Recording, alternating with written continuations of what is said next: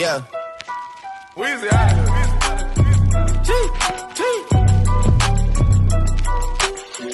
Back home smoking legal. I got more slaps than the Beatles. Foreign shit running on diesel, dog. Playing with my name, that shit is lethal, dog. Who you say you was? Don Corleone. Trust me, at the top it isn't lonely. Salut à tous, c'est Darkmania sur une vidéo Torayanku.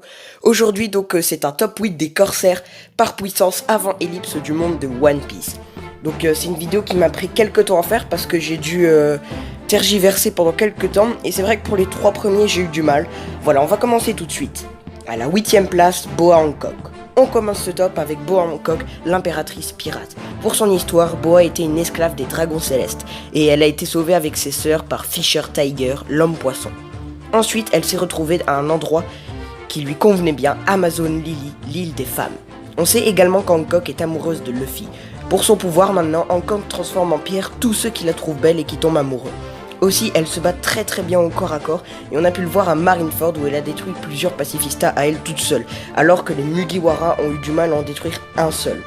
Je la classe pas plus haut car son fruit du démon ne fonctionne pas pour les autres de ce top. En 7ème place, Crocodile. En avant-dernière place, nous avons le premier corsaire que Luffy a affronté et défait. Pour l'histoire de ce perso, il avait fondé une organisation nommée Baroque Works, qui possédait des milliers de membres. Il était surnommé MR0 ou Mr. Zero et était accompagné de Miss Halsey ou Nico Robin qui rejoindra Luffy quelques temps plus tard. Pour son fruit du démon, Crocodile possède le fruit des sables qui a déjà donné énormément de difficultés à Luffy. Et oui, Luffy a perdu non pas une mais 2 fois contre cet adversaire. Et comme on dit jamais 203, ben non en fait, après Crocodile il s'est fait rétamer, il a perdu sa place de corsaire, son organisation est tombée en ruine et s'est retrouvé à Impel Down, la pire de toutes les prisons, et la prime de celui qui l'a battu, Luffy, est passée aux 100 millions de berus. Ouais, je crois que Crocodile il a pas beaucoup de chance. Mais c'est quand même un personnage très puissant et méga badass, si pas le plus badass du manga.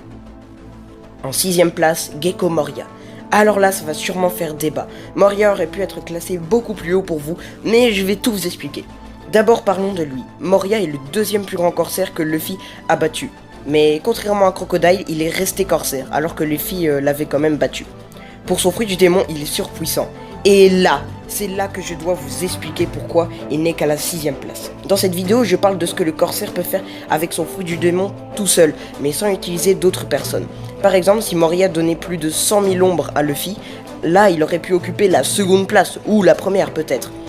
Mais comme ça vous comprenez mon raisonnement, c'est seulement ce que Moria et les utilisateurs de fruits du démon peuvent faire tout seuls. En 5ème place dans le top 5, Jin.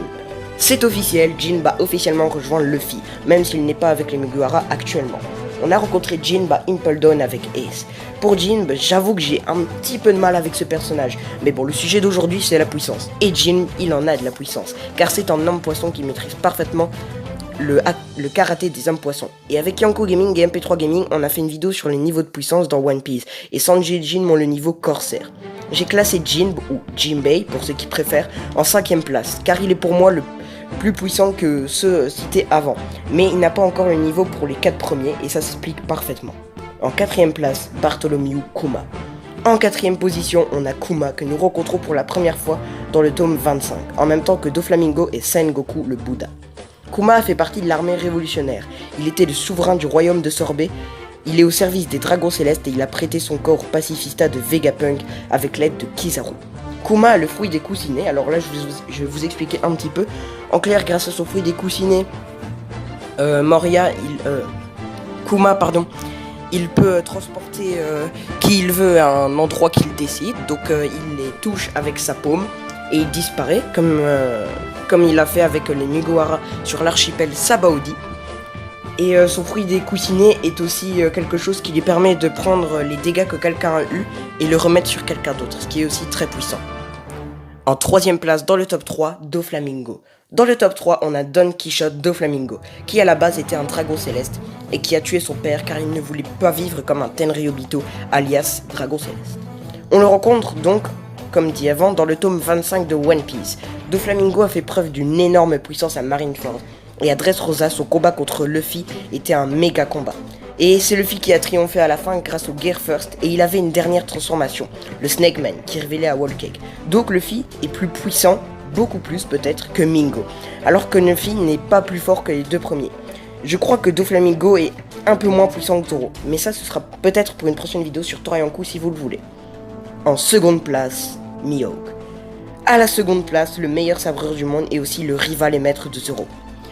J'avoue que j'ai eu beaucoup de mal pour les deux premières places, j'ai hésité longtemps et j'ai classé Mihawk à la seconde place. Autrefois, il était le rival de Shanks et je crois qu'il se rapproche plus du niveau Yonkou que du niveau Corsair, même si pour moi il n'y est pas encore. Il a coupé la glace de Aokiji en deux à Marineford, a entraîné Zoro pendant 2 ans, a détruit pas mal de navires de Don Krieg et a humilié Zoro au baratier. J'adore le personnage de Mihawk et je suis hypé qu'on l'ait revu il y a pas longtemps dans le chapitre 925 et j'espère qu'on pourra le revoir à Wano Kuni. À la toute première place, Marshall D. Teach alias Barbe Noire. Barbe Noire avait déjà le fruit des ténèbres qui était surpuissant et il a fallu qu'il avale le fruit du tremblement à Marineford, le fruit du tremblement qui était le fruit de Barbe Blanche, le fruit du démon le plus puissant de tous à mon avis. Teach a gravi les échelons. Au début ce n'était qu'un simple pirate avec 0 berry, puis il est passé à Corsair, ensuite il est devenu Yonkou qu'il est actuellement et peut-être qu'il deviendra l'adversaire final de Luffy et peut-être aussi roi des pirates. Ça pourrait être aussi une prochaine théorie. En clair, Marshall D. Teach, c'est vraiment l'étoile montante de One Piece, et c'est vraiment l'un des pirates les plus puissants de tout One Piece. Voilà pourquoi je l'ai classé à cette place-là.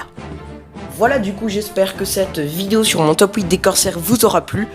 C'était quand même une grosse vidéo à préparer. Vous pouvez nous suivre sur nos réseaux qui sont Instagram, Amino, Discord et Twitter. Twitter qui est le réseau qu'on a créé il n'y a même pas 1 mois. Voilà, vous pouvez vous abonner, il y aura beaucoup de sondages sur Instagram et Twitter.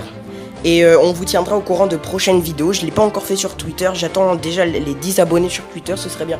S'il vous plaît, allez vous abonner à notre Twitter. Là, on n'a que 3 abonnés. C'est vraiment pas beaucoup alors qu'on l'a créé il y a quelques temps.